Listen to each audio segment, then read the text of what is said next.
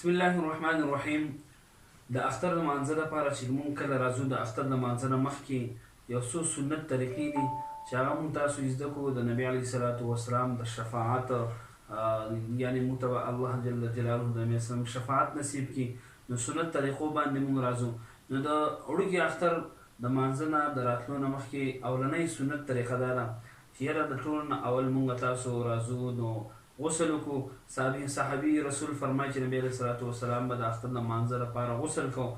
د هغې نه وروستو بیا چې څومره د شریعت مطابق څومره آرایش دی یعنې زیب و زینت ځان ښایسته کول دي نو هغه جایز دی. خو لیکن دې ته ښایست نه وایي چې یاره یو انسان خپل ګیره خري یا د انګریزي ویښته جوړوي چې یاره بس دا آرایش دی. دا آرایش نه دی. دې وجې نه دا انسان چې ګیره خري دا فسق او فجور دی، نافرماني ده. نو د دې وجې نه دغه آرایش نه دی. نور د دې سره سره ښکلي کپړې هغه سنت طریقه ده چې یاره ښکلي کپړې واچي، نوي کپړې واچي. که اوس نوي چې چا سره نه وي زړې کپړې هغه وینځلي هغه ایستري کړي او راشي جومات ته. نو سنت طریقه دا ده چې یاره په ښکلي کپړو کې راشي. دویمه سنت طریقه دا ده چې یاره مونږ کله د اختر د سحر لمونځ وشي نو د اختر د مانځه نه مخکې خوراک کول، څه خوږ شی خوړل هغه هم سنت طریقه ده چې یاره د هغې کې هم څه غوره طریقه نبی علیه الصلاة والسلام نه ثابت دی چې یاره کجوري خوړل، یعنې هغه 3 کجوري یا 15 کجوري یا 7 کجوري هغه خوړل دا هم سنت طریقه ده. یعنې نبی علیه الصلاة صحابي رسول فرمایي چې نبی علیه الصلاة والسلام هغې پورې د اختر مانځه لپاره د وړوکي اختر مانځه لپاره نه وتو تر څو به شی خوړلی نه نو دغه نبی علیه الصلاة والسلام نه د کجوري دا ثابت دی چې طاق عادت کجوري خوړل هغه هم سنت طریقه ده. مانځه ته نو خوشبو ولګو. د خوشبو نه بعد کله چې مونږ د کور نه وځو، د کور نه چې کله مونږ وځو نو په تکبیرات وایو، یعنې هغه په آهسته په رو اواز سره هغه تکبیرات ویل او د مانځه لپاره راتلل. دغه شان سنت او مستحب طریقه دا هم ده چې یاره د وخته پاڅېدل او مسجد ته د وخته تلل هغه هم سنت طریقه ده. بل سنت طریقه دا ده چې یاره کله مونږ هم تاسو د اختر مانځه لپاره راځو نو لاره بدلول، یعنی حدیث کې راځي چې نبی علیه الصلاة والسلام به کله د اختر لمانځه لپاره راتلو نو لاره به بدلوله، په یوه لاره به راغی او په بله به لاړو. یعنې په دې کې علماء کرامو ډېر حکمتونه د مسلمانانو شان او شوکت په دې کې ښه ښکاري. دې وجې نه نور هم لوی حکمتونه ډېر علماء کرامو بیان کړي دي. د دې سره سره مونږ چې پیادل راتلل دا هم یو مستحب طریقه ده چې یاره اختر مانځه لپاره مونږ راځو نو پیادل کوشش کوو.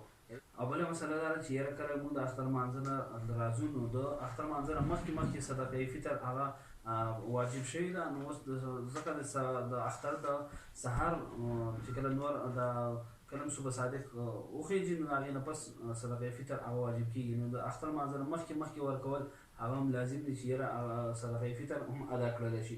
د دې سره سره د اختر د مانځه نه مخکې یا وروستو نوافل کول هم صحیح نه دي. نو ها البته کله چې هم لمونځ وشي سړی کور ته لاړ شي د اشراق هغه بیا کولی شي. لیکن د هغې اختر نه بیا حدیث کې راځي صحابي رسول فرمایي چې نبی علیه الصلاة والسلام د اختر نه مخکې او وروستو یعنې نفل هغه نه دي کړي.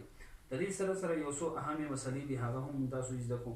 اولۍ مسله دا ده چې یاره د کله چې مونږ هم اختر منځ وکړو نو د اختر مانځه نه پس چې دی مونږ آیا مصافحه کول په مسجد کې څنګه دي؟ نو په مسجد کې مصافحه کول علماء کرام ورته ښه نه دي ویلي، یعنې صحیح نه دي. د دې وجې نه ښه خبره دا ده چې د مسجد نه سړی وځي بهر هغه مصافحه وغیره وکړي. بله خبره دا مونږ لفظ مبارکباد وایو چې هلکه مبارک شه مبارک شه، نو دغه هم لفظ یعنې دا ثواب ګڼل هم جایز نه دي.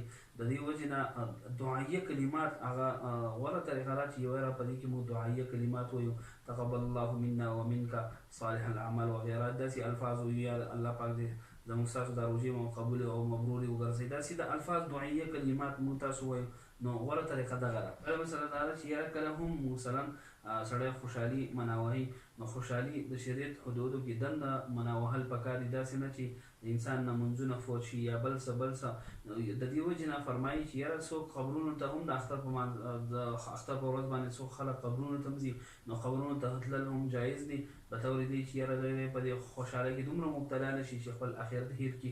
د دې وجې نه قبرونو ته غوره طریقه ده چې سړی سره آخرت یاد شي. د دې وجې نه قبرونو ته تلل هم جایز دي. عید ځکه دا بار بار راځي، د عود نه دی بار بار راځي، دغه شانې هم اختر بار بار خوشحالیانې راوړي. او د دې سره سره بل عود یعنی الله جل جلاله خپل احسانات او بخنه هغه په دې کې بیا زیات ورکوي او بیا دې ته لیلة الجایزه هم ویلی شي د اختر شپې ته او په دې کې بیا د ثواب هم د عبادت ثواب هم د حدیث کې راځي څوک هم د اختر د شپې کې عبادت وکړي نو الله جل جلاله د قیامت پر ورځ باندې د دهشت د یری د وجې نه چې د انسان زړه کوم مړ کېږي مطلب د قیامت پر ورځ دغه دهشت نه به دی محفوظ وي دی به خوشحاله وي د قیامت پر ورځ باندې نو د دې وجې نه د اختر دغه سنت طریقې موږ څو بیان کړئ په دې باندې موږ تاسو عمل وکړو دا زموږ لپاره خوشحالي دی. السلام علیکم.